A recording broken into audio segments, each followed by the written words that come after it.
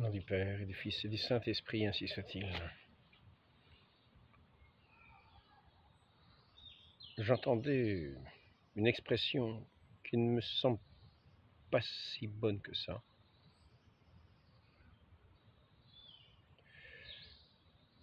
À vrai dire, il vaut mieux peut-être que j'évite de la dire, parce qu'en la disant, je peux induire en erreur, en citant cette expression pour la compréhension de ce que je voudrais dire ensuite. Disons que lorsqu'on veut nourrir des bêtes, j'ai eu l'occasion de constater ça en voulant quelquefois, en nourrissant des vaches, c'est-à-dire en leur apportant quelquefois des sortes de friandises.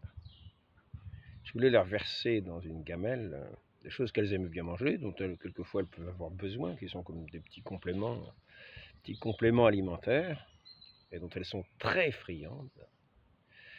Et alors quand vous mettiez de ces aliments dans les gamelles, vous n'avez pas le temps de verser les aliments.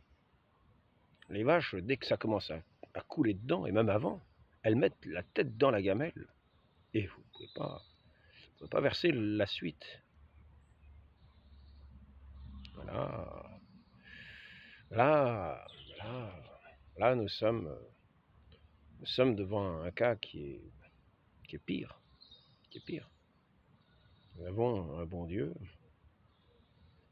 qui veut nous donner la vie, qui nous a donné sa vie, qui veut nous donner la vie. Avec le plus grand amour, qui veut nous donner le plus grand don à l'humanité. Et là, nous nous trouvons devant des indispositions foncières.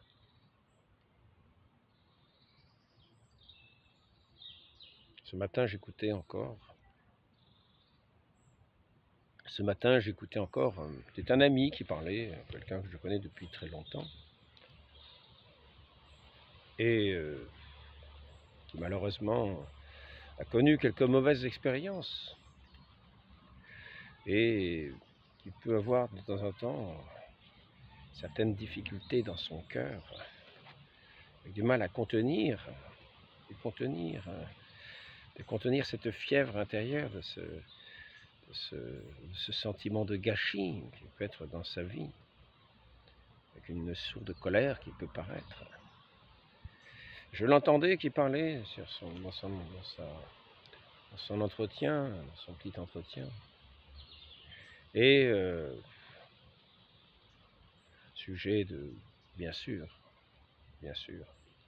ce qui était prévu qu'il serait le plus attaqué. C'est pour ça que l'Église en a beaucoup parlé. Et c'est pour ça que dans son chapitre 10, sur cet article du Credo de l'Église, il est dit que, il me semble, le prophète avait peut-être davantage parlé de l'Église que de notre sujet, parce que pour les autres sujets, il serait moins sujet à l'erreur. Pour ce qui est, par exemple, de l'incarnation, pour ce qui est même du mystère de la très sainte Trinité, que celui de l'Église. Souvent, nous disons « Ah, moi j'ai la foi ». Nous avons la foi. Mais malheureusement, nous n'avons pas foi. Nous ne croyons pas à l'Église une sainte catholique apostolique fondée par notre Seigneur Jésus-Christ, ayant sa promesse d'indéfectibilité. Et oui, et nous disons avoir la foi, alors que nous avons, par ce fait même, chuté dans la foi. Mais il est facile de dire que nous avons la foi. Oui, nous avons la foi. Ne croyons pas en l'Église, cette institution humaine, ces hommes, cette religion des hommes. Notre Seigneur est venu porter le salut aux hommes. C'est-à-dire aussi ôter cette division des cœurs, faire de tous ces cœurs divisés une seule foi, une seule âme, une unanimité, un seul corps, qui est le corps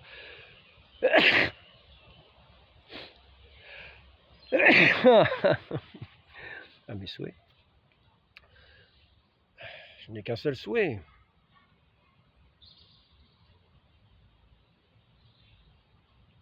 de cette unité véritable de ce corps,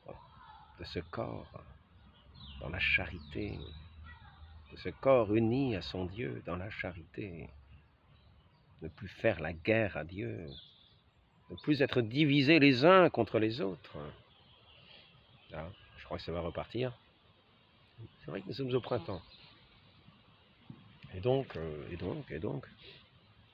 nous voyons cet ami qui va déverser comme une blessure qui va laisser couler son sang de cette blessure au cœur qui peut être mortelle. Les blessures que nous avons peuvent être mortelles. Lorsque nous tombons, la chute peut être mortelle. La blessure que nous laissons couler, l'épanchement que nous laissons se déverser peut nous faire déverser tout notre sang. Nous pouvons très bien mourir de cette foi, totalement, sans plus aucune espérance. Et nous verrons, ainsi que je l'ai mis dans un commentaire, lorsqu'un rebelle se dresse, voyons toute la cohorte, voyons des cohortes qui le suivent. Et oui, il suffit qu'il y en ait un qui ait cet épanchement qui laisse couler son sang, et le sang de sa vie spirituelle, le sang de sa vie la plus intime de son cœur. Et nous voyons toute la cohorte de ceux qui vont arriver, comme pour lécher, laper ce sang, s'en repaître, et aller dans ce sens, abonder dans ce sens, et enfoncer la personne, l'encourager dans sa chute.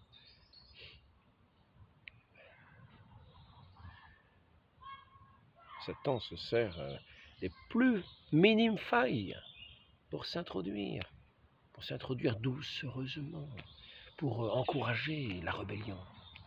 Satan, qui est le grand rebelle, le grand accusateur, dès que quelqu'un va commencer à montrer du doigt, à accuser, Satan va être là avec toute sa cohorte d'anges rebelles pour lancer l'accusation fatale, pour faire chuter autant qu'il peut tous ceux qui seront à sa suite.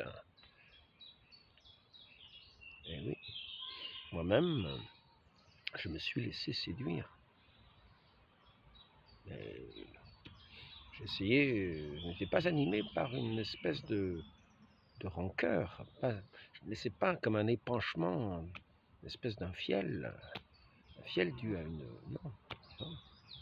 Pour ma part, j'ai eu cette grâce de ne pas avoir... J'ai été séduit d'une certaine manière par ignorance. C'est-à-dire qu'il y avait certains faits très établis de l'Église, comme l'indéfectibilité, que je ne connaissais pas suffisamment, auxquels nous avons besoin qu'il nous faut connaître, si on ne veut pas être emporté par toutes les langues qui paraissent affables, tous ces anges de lumière qui veulent nous emporter, qui vont se servir de toutes nos faiblesses, de toutes nos blessures, pour faire dénoncer, pour crier haro sur l'Église et montrer que l'Église a chuté, que l'Église a failli, que c'est maintenant Babylone. Et oui, et c'est pour cela qu'il nous faut garder bien présent cet article de foi sur l'Église, cette Église indéfectible, promise jusqu'à la fin des temps, inclus. Jusqu'au jugement général, elle ne faillira jamais. Cette Église ne faillira jamais. Il y a toujours ceux qui se dresseront dedans, dans une rébellion, et qui chuteront, qui quitteront ce vaisseau salutaire. Mais la promesse du Christ et le Sauveur du monde, que cette arche sainte, sera cette arche du salut pour l'humanité jusqu'à la fin des temps, jusqu'à la consommation des siècles. Mais les siècles ne sont pas consommés. Nous sommes encore là. Nous ne voyons pas ces... Vous n'entendez pas des grands tremblements de terre. Vous les entendez peut-être ailleurs. Ici, les entendez-vous? Nous ne voyons pas des failles qui s'ouvrent et toutes les foules qui vont tomber dedans. Vous ne voyez pas les lueurs du jugement général qui vont précéder le Christ, comme un grand feu qui va le précéder, comme une espèce de lumière éblouissante.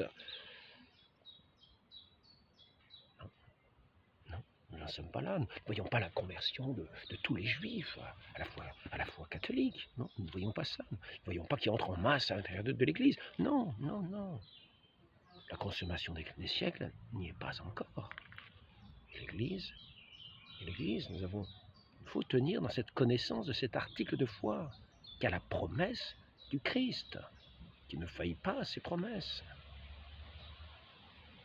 qui est le Dieu, le Verbe éternel. Le Verbe ne vient pas à fourcher, le Verbe éternel a une parole éternelle. Et c'est sur lui que nous reposons, c'est sur lui que l'Église repose. Lui qui a institué son vicaire, celui qui tient lieu de Christ, ici-bas, le pape. Pierre est celui qui est sur ce siège de Pierre, ses successeurs, à qui ont été remises les clés de l'Église. Il faut être bien assuré de tenir ce credo de l'Église. Je crois en l'Église, une sainte catholique, apostolique. C'est l'Esprit Saint qui la guide. Et cet Esprit Saint ne va pas venir non plus à défaillir. Notre Seigneur n'a pas défailli. Le Père éternel l'a envoyé. Le Père éternel n'a pas non plus défailli en envoyant un envoyé des défaillants, son Verbe éternel, qui serait un Verbe menteur. À ce moment-là, ne disons pas que nous avons la foi, car nous ne pouvons pas avoir foi en un Verbe menteur. Le Verbe est éternel. Le monde passera. Donc nous laissons séduire par des anges de lumière. Nos oreilles se laissent séduire par des discours séduisants qui viennent utiliser toutes nos faiblesses, toutes nos incompréhensions, tout ce que nous avons mal appris, tout ce que nous avons mal compris, afin de faire paraître un motif d'accusation de l'Église. Car certains vont s'attaquer directement au Christ, mais c'est beaucoup plus difficile. Certains vont s'y attaquer en disant qu'il n'a jamais existé, et que tous ceux qui sont morts ont dit qu'ils l'ont, en ayant dit qu'ils l'avaient vu ressusciter, et qu'ils témoignaient de son message, qui sont morts pour témoigner de cela, dans la fidélité, sous les plus grands martyrs, dans les plus grandes souffrances, en endurant les plus grands maux. Ils sont morts en disant « Nous l'avons vu toucher de nos mains, nous l'avons vu de nos yeux, ressuscité. Nous avons mangé avec lui, ressuscité. » Saint Thomas a mis ses mains dans ses plaies.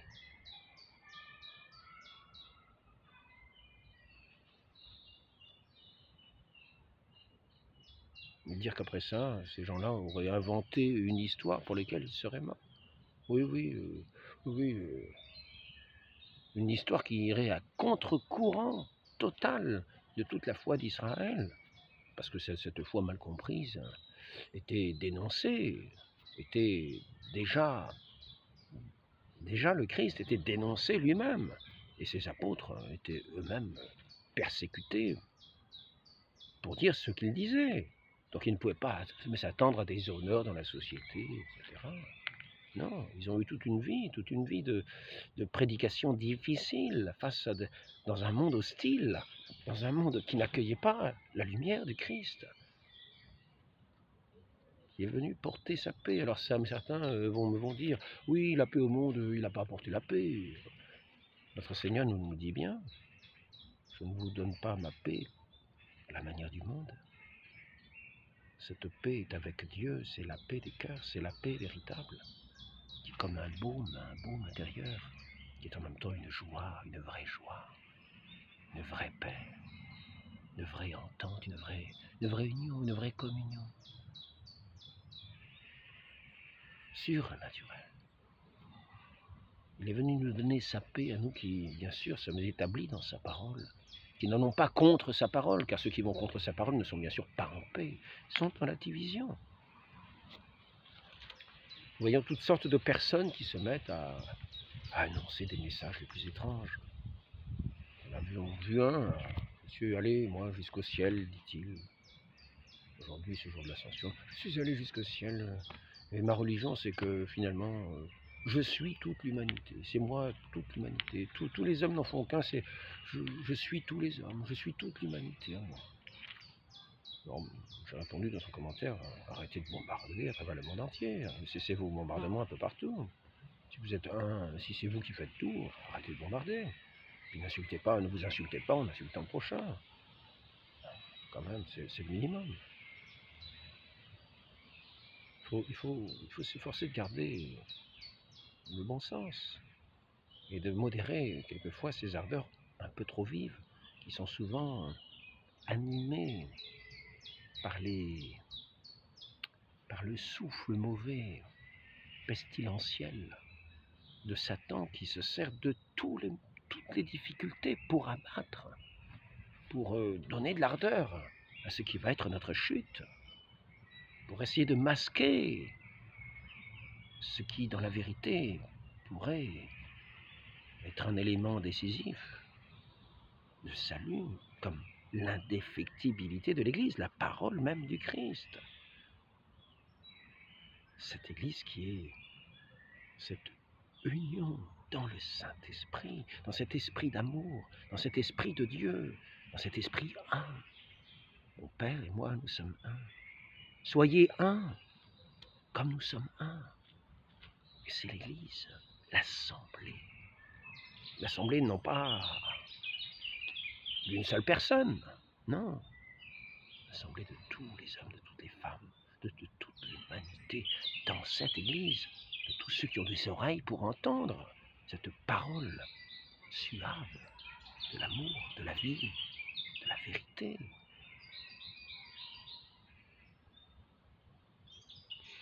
Donc, notre Dieu veut nous faire le plus grand don de cette paix,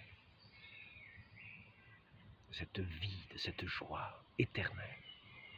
Et nous sommes là en train de dire oui, bon ben d'accord, mais si l'Église n'a pas une tête comme ça, avec des gens qui parlent de cette façon-là, bon ben d'accord, j'irai bien. Donc c'est une façon de rejeter.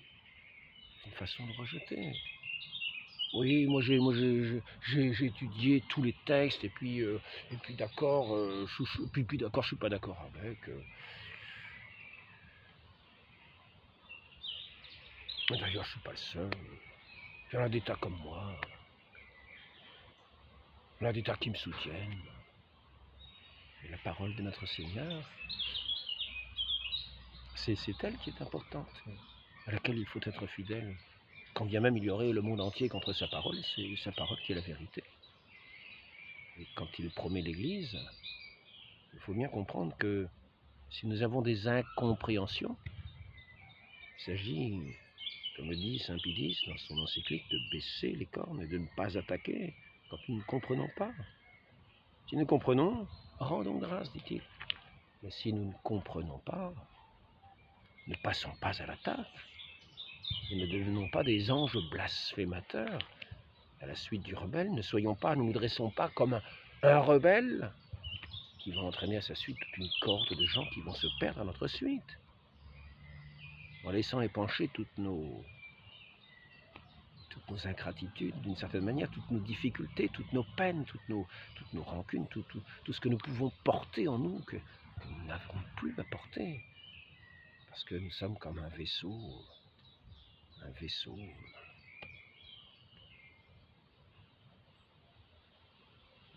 errant, qui n'a plus ce repère, qui n'a plus cette foi dans la parole qui donnerait cette paix.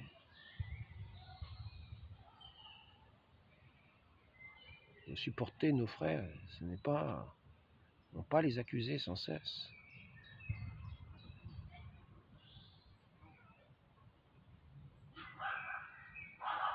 Notre Seigneur est venu nous supporter, est venu nous porter.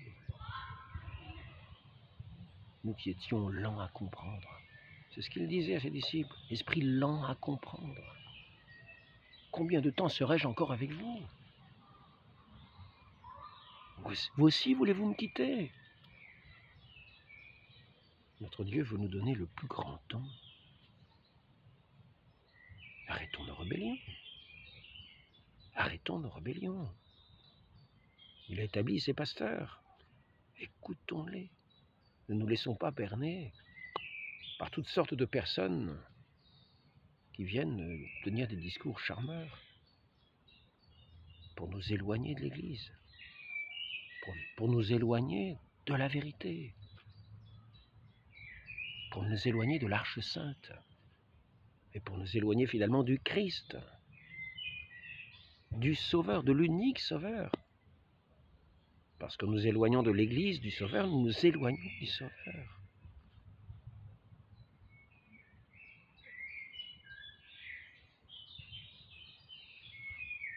En nous éloignant du Sauveur, de celui qui est le Verbe de Dieu, nous nous éloignons de Dieu,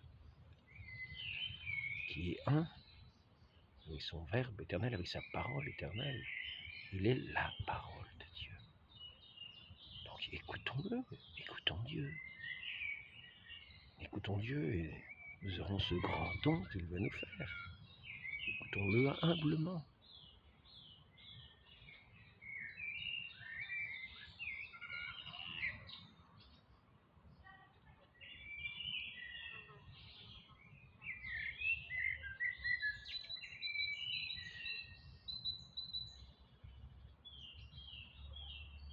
Voilà, c'était ce petit entretien simplement pour montrer que nous avons ce Dieu qui veut nous faire le plus grand don. Le don de la vie. Le don de cette union à lui. Le don de cet amour sans fin. Le don de cette paix inaltérable. Cette joie. Et ne soyons pas comme ces vaches, qui, avant que vous ayez pu verser leurs moindres petites gourmandises, ont déjà mis la tête dans leur gamelle et vous ne pouvez plus rien verser. C'est terminé. C'est terminé. Mais ne nous mettons pas non plus en rébellion contre notre Dieu. Car sinon, si nous rejetons tout ce qu'il veut nous donner, nous rejetterons la vie. Nous nous rejetterons nous-mêmes.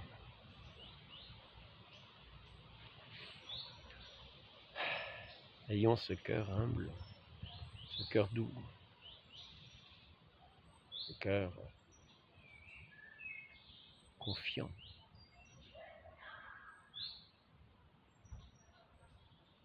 De cette humble servante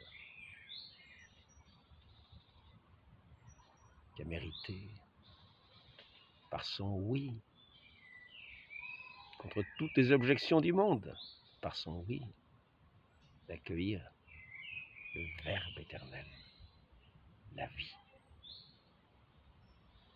la vérité, Dieu lui-même.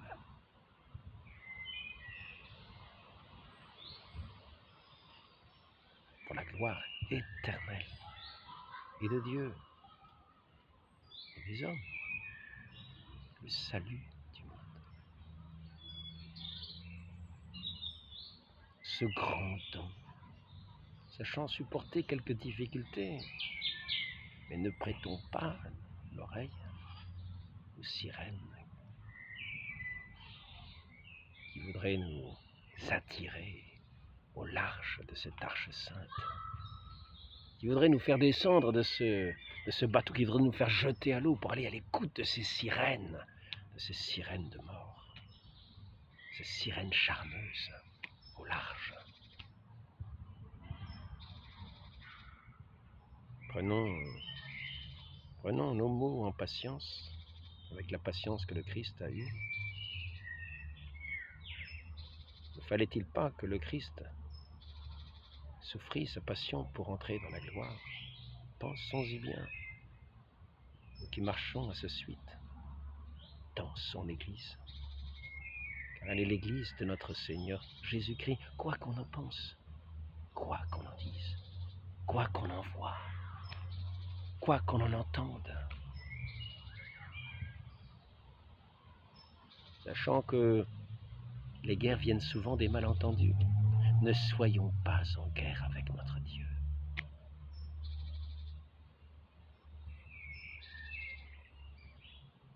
Tenons-nous humblement dans les derniers bancs. Si nous ne sommes pas capables d'avoir un chant de joie, une mélodie qui réjouit les cœurs et les âmes, tenons-nous humblement, avançons patiemment vers notre victoire. Humble.